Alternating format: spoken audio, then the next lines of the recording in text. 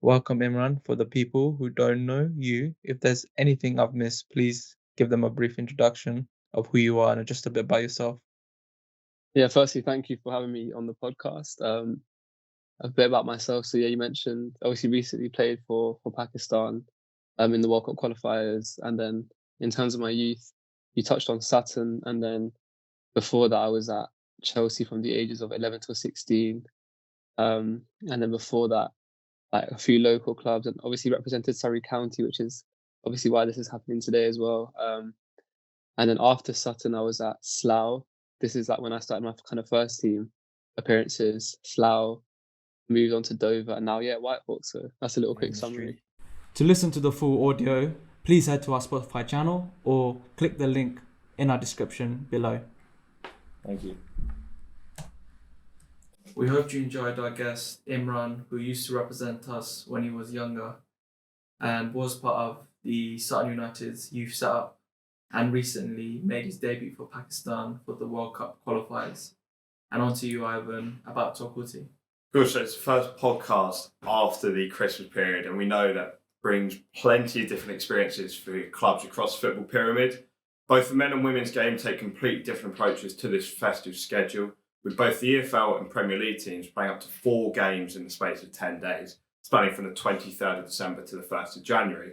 On the other hand, the Women's Super League, Championship and various other leagues across the country see no action, with a break scheduled during the festive season. Yes, traditionally it is very action-packed week for the men's game, but I'm sure this month the women's fixtures will come in thick and fast. And saying that, the season would restart on the 7th of January for some of the Surrey teams, with plenty of them in action. Dorking Wanderers ladies would make an emphatic start to the new year, running out 6-0 winners in their clash with Herne Bay. Sutton United, however, were on the other side of a big defeat, as Millwall Lionesses surpassed them 6-2.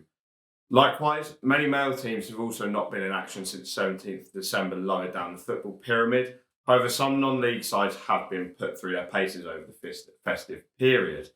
Sutton United, who are in EFL League 2, are one of the teams that have had a hugely congested fixture schedule, which did see them play 4 matches in that said space of 10 days.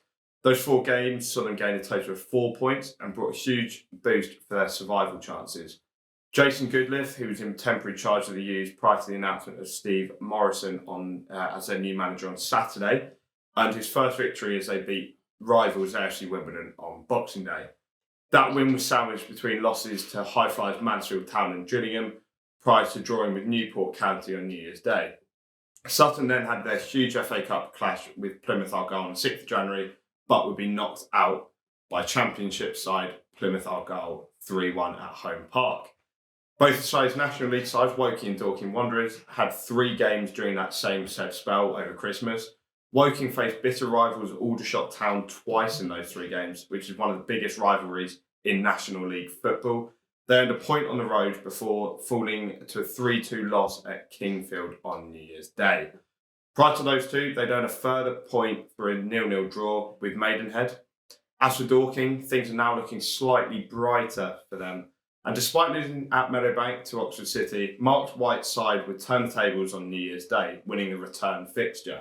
That win ended a 4-match losing run for the Wanderers, who moved further away from the relegation zone. And that now means that Dorking have in fact leapfrogged Woking, with the Cards just 1 place ahead of the relegation zone on 27 points.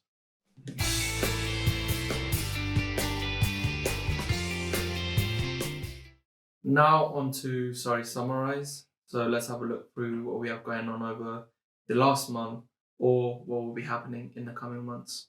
So the first on the list of vacancies, Surrey FA currently have a position available on our Board of Trustees to join as an independent director for women and girls football in the county. This is a voluntary role which requires roughly 2 to 3 days of work a month. Application for this position closed on the 15th of January with interviews on the 7th of February. More information can be found on our website. If you didn't know, last month our podcast special with Spec Cecil went live on YouTube and all other streaming platforms like Spotify. And on that episode, he shared us his experience on how he landed his role on Arsenal Fan TV, working with KSI and the Sidemen and so much more. So if you would like to give it a listen, just go to our Spotify channel or go to the YouTube video that we have released. So then moving on, the Her Health Summit will be taking place at the University of Surrey campus on the 16th of March. So although that is looking quite far in advance, the applications are now free to sign up on our website. And I'll be joining us for an exclusive learning and education summit, which is focused on women's health in football, which will provide attendees with valuable insights and practical tips across a variety of topics affecting women and girls in the game. If you're planning to go on holiday anytime soon, Easy Fundraising are giving cashback when you book with their partner hotels or anything like that, which include TUI, lastminute.com, hotels.com, and many more. And looking to this month, join us in January at local consultation event to discuss the key issues facing grassroots football and help us improve the state of play across the county with a conversation about our game. The evening will consist of quizzes, networking and discussions about a variety of topics ranging from behaviour to volunteers. As an appreciation for your time, all attendees on the night will be entered into a prize draw for the chance to win match tickets to a senior England game at Wembley. There are two separate events, one at Surrey Sports Park on the evening of the 24th of January, followed by one at Tolworth Sports Ground on the 29th of January. We also have further positions on our board of directors as an independent non-executive position as a legal director, as well as an independent non-executive director for wellbeing and safety. Both of those positions are open for applications until the 15th of January, with interviews being held on the 8th and 9th of January respectively. Lastly, we have picked our winners for the Surrey FA's 12 Days of Christmas giveaway. You'll be getting a message from us sometime this month, so please look out in your inbox. And thank you for listening, and we'll see you on the next episode.